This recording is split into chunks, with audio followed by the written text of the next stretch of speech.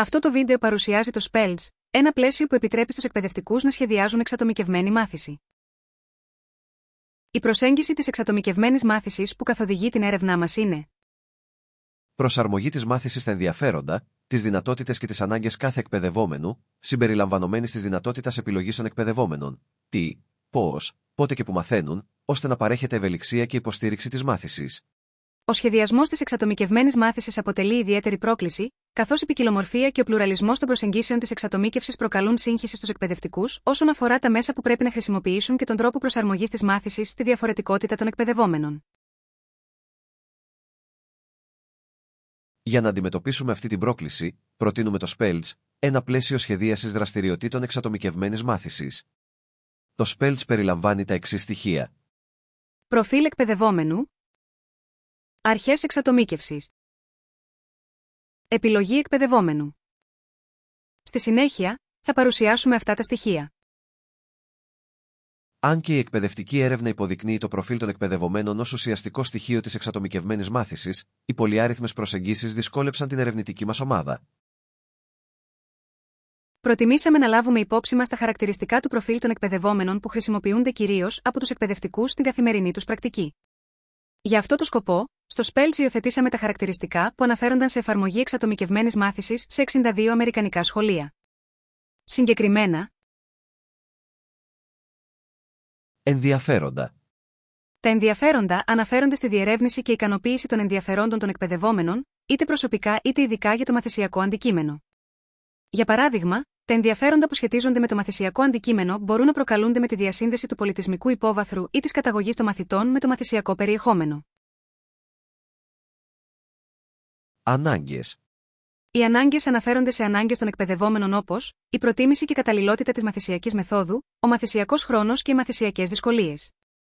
Για παράδειγμα, παρέχοντας οπτικοακουστικό περιεχόμενο σε εκπαιδευόμενους με δυσλεξία ως μαθησιακή δυσκολία. Δυνατότητες. Οι δυνατότητες αναφέρονται στην αξιοποίηση των δυνατοτήτων των εκπαιδευόμενων όπως οι δεξιότητες, ικανότητες ή ιδιαίτερα χαρακτηριστικά, και η μαθησιακή επίδοση και ετοιμότητα. Για παράδειγμα, η προσαρμογή των αναθέσεων παραγωγής τεχνημάτων στο επίπεδο των ψηφιακών δεξιοτήτων των εκπαιδευομένων. Για την προώθηση της παιδαγωγικής προοπτικής του SPELS, το σχεδιάσαμε μετασχηματίζοντας και ενισχύοντας τις αρχές του καθολικού σχεδιασμού για τη μάθηση, ενός δημοφιλούς πλαισίου για το σχεδιασμό μαθησιακών παρεμβάσεων στην ειδική εκπαίδευση. Επίσης, ενσωματώσαμε πρακτικές διαφοροποιημένης διδασκαλίας. Συγκεκριμένα, στην αρχή εξατομίκευσης αντίληψη και κατανόηση, το SPELS επανεξετάζει την αρχή αναπαράσταση του καθολικού σχεδιασμού για τη μάθηση, ενσωματώνοντας πρακτικές διαφοροποίησης περιεχομένου και διαδικασίας. Στην αρχή εξατομίκευσης δράση και έκφραση, το SPELS επαναπροσδιορίζει την αρχή του καθολικού σχεδιασμού για τη μάθηση δράση και έκφραση, ενσωματώνοντας πρακτικές διαφοροποίησης προϊόντος. Τέλος, το SPELS επαναπροσδιορίζει την αρχή εμπλοκή του καθολικού σχεδιασμού για τη μάθηση ως αρχή εξατομίκευσης που συμπληρώνει τις άλλες δύο αρχές, προωθώντας την εμπλοκή των μαθητών καθ' όλη τη διάρκεια της μαθησιακής διαδικασίας.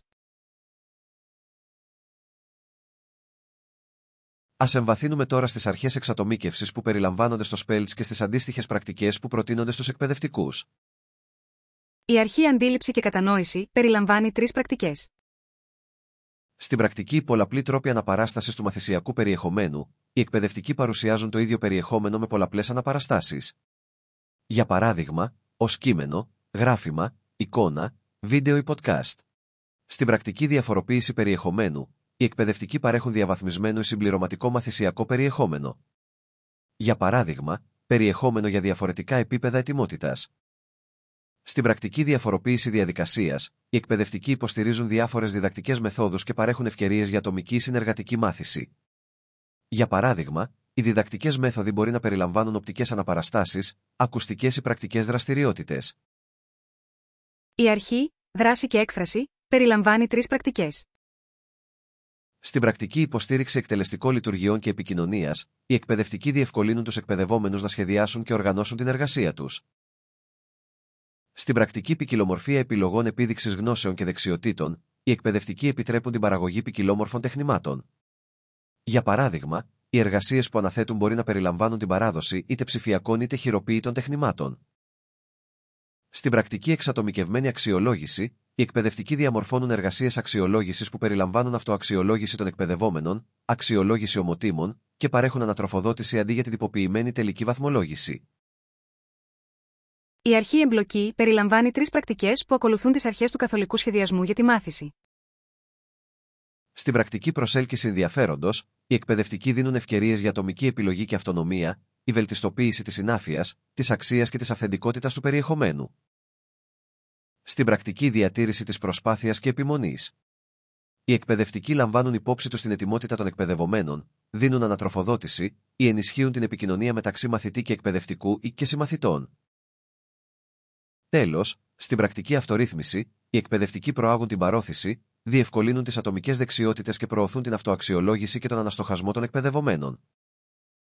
Αξίζει να σημειωθεί ότι οι πρακτικές εμπλοκής διαπλέκονται με τις πρακτικές που περιλαμβάνονται στις άλλες 2 αρχές εξατομίκευσης για μια εξατομικευμένη μαθησιακή εμπειρία. Ας δούμε τώρα πώς ένας εκπαιδευτικός σχεδιάζει εξατομικευμένη μάθηση με βάση το SPELS. Ο εκπαιδευτικός λαμβάνει υπόψη τα προφίλ των εκπαιδευόμενων σχετικά με τα ενδιαφέροντα, τις δυνατότητες και τις ανάγκες τους. Η εφαρμογή των αρχών εξατομίκευσης, αντίληψη και κατανόηση και δράση και έκφραση περιλαμβάνει πρακτικές που απαιτούν την παροχή κατάλληλων πόρων, τεχνολογιών και αξιολόγησης. Επίσης, το SPELS ενσωματώνει την αρχή της εμπλοκής, που συμπληρώνει τις άλλες 2 αρχές. Το SPELS υιοθετεί την επιλογή του εκπαιδευόμενου ως μέσο συνυφασμού του προφίλ του εκπαιδευόμενου με τις αρχές εξατομίκευσης. Για παράδειγμα, ένας εκπαιδευτικός που εξετάζει την ετοιμότητα των εκπαιδευομένων οργανώνοντας δραστηριότητες κλιμακωτής δυσκολίας, μπορεί να επιτρέψει στους εκπαιδευόμενους να επιλέξουν ποιο επίπεδο δυσκολίας θα ακολουθήσουν, χωρίς να τους περιορίζει με βάση την εκτιμόμενη ετοιμότητά τους. Ή ένας εκπαιδευτικός που παρέχει μαθησιακό περιεχόμενο με πολλαπλά μέσα αναπαράστασης, όπως κείμενο και βίντεο, επιτρέπει στους εκπαιδευόμενους να επιλέξουν το μέσο που προτιμούν χωρίς να προεπιλέξει για λογαριασμό τους εκτιμώντας την καταλληλότητα της αναπαράστασης. Τώρα, ας δούμε μια ενδεικτική δραστηριότητα εξατομικευμένης μάθησης που έχει σχεδιαστεί βάσει του πλαισίου SPELS.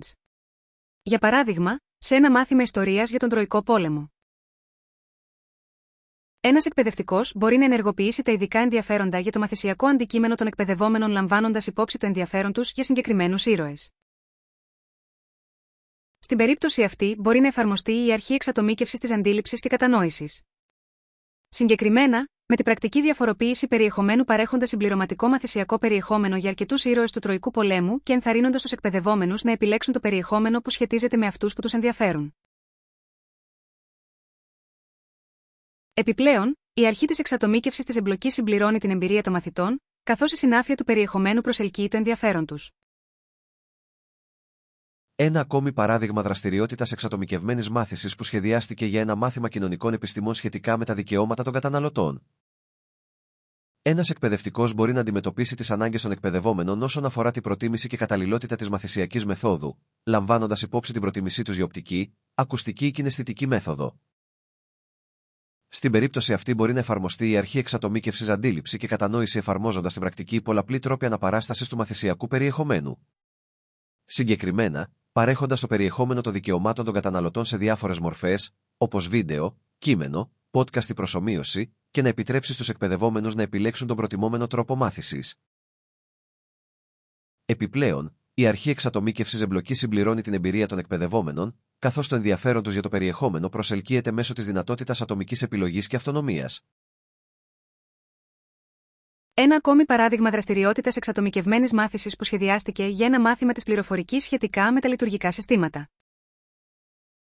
Ένας εκπαιδευτικός μπορεί να λάβει υπόψη του τις δυνατότητες των εκπαιδευόμενων σχετικά με τις δεξιότητες, ικανότητες ή ιδιαίτερα χαρακτηριστικά, εξετάζοντας αν είναι ικανοί να δημιουργούν ψηφιακά ή χειροποίητα τεχνήματα. Στην περίπτωση αυτή μπορεί να εφαρμοστεί η αρχή εξατομίκευσης δράση και έκφραση. Συγκεκριμένα, η πρακτική ποικιλομορφία επιλογών επίδειξης γνώσεων και δεξιοτήτων αναθέτοντας τη δημιουργία ενός ενοιολογικού χάρτη είτε ψηφιακά είτε με το χέρι και επιτρέποντας στους εκπαιδευόμενους να επιλέξουν τον τρόπο δημιουργίας του ενοιολογικού χάρτη. Επιπλέον, η αρχή εξατομίκευσης εμπλοκής συμπληρώνει την εμπειρία των εκπαιδευομένων, καθώς το ενδιαφέρον τους για το περιεχόμενο προσελκύεται μέσω της δυνατότητας ατομικής επιλογής και αυτονομίας. Τέλος, ένα παράδειγμα δραστηριότητας εξατομικευμένης μάθησης που σχεδιάστηκε για ένα μάθημα αγγλικής γραμματικής σχετικά με τα φραστικά ρήματα. Ένας εκπαιδευτικός μπορεί να λάβει υπόψη του τις δυνατότητες των εκπαιδευόμενων σχετικά με τη μαθησιακή επίδοση και ετοιμότητά τους, εξετάζοντας αν δυσκολεύονται ή είναι προχωρημένοι στα φραστικά ρήματα. Η αρχή εξατομίκευσης δράση και έκφραση μπορεί να εφαρμοστεί σε αυτή την περίπτωση. Συγκεκριμένα, με εξατομικευμένη αξιολόγηση σε μια εργασία αυτοαξιολόγησης μέσω quiz. Ένας εκπαιδευτικός μπορεί να αναπτύξει μια εφαρμογή quiz που παρέχει δύο μορφές ανατροφοδότησης: γνώση της σωστής απάντησης και επεξεργασμένη απάντηση, επιτρέποντας στους εκπαιδευόμενους να επιλέξουν ποια ανατροφοδότηση παρέχει το quiz όταν το εκτελούν. Επιπλέον, η αρχή εξατομίκευσης εμπλοκής συμπληρώνει την εμπειρία των εκπαιδευομένων, καθώς προωθείται η αυτορύθμισή τους μέσω της αυτοαξιολόγησης και του αναστοχασμού. Θέλετε να σχεδιάσετε εξατομικευμένη μάθηση με βάση το πλαίσιο Spells? Δοκιμάστε το εργαλείο μαθησιακού σχεδιασμού iSpells, το οποίο είναι διαθέσιμο online σε αυτόν τον σύνδεσμο.